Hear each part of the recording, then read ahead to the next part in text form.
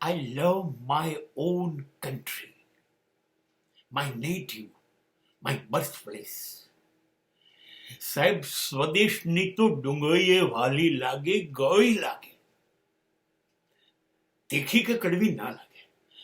માતૃભૂમિ, પોતાનો દેશ અત્યંત વહાલો.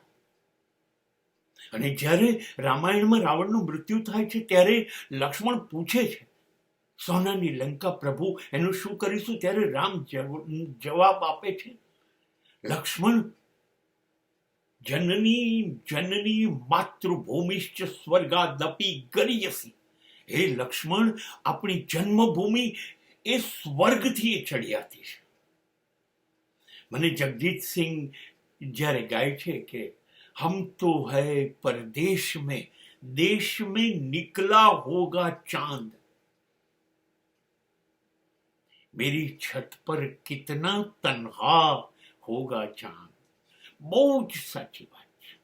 હા, જવું પડે છે સ્થિતિ મુજબ, પરિસ્થિતિ મુજબ. પોતાનું વતન છોડીને પરદેશ કે જ્યાં પણ જવું પડે છે ત્યાં જવું પડે અને જિંદગી જીવવી પડે છે. કોઈ જિંદગી છોડી નથી દેતો, મૃત્યુ નથી સ્વીકારી લેતો, પણ એની મોહબ્બત, એ માટીની સુગંધ, ત્યાંથી અમારું શરીર બન્યું છે, એ હવાથી, એ પાણીથી.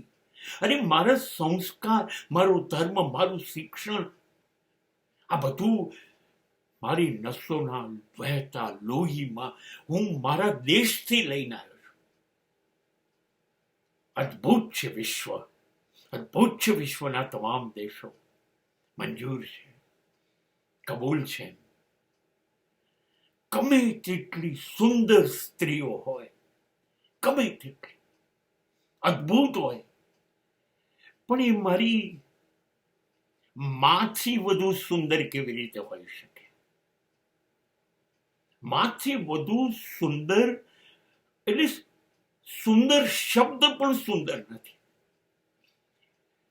હા, એને જન્મ આપ્યો, અને જન્મ આપ્યા બાદનું પોષણ આ માએ આપ્યું, માતૃભૂમિએ.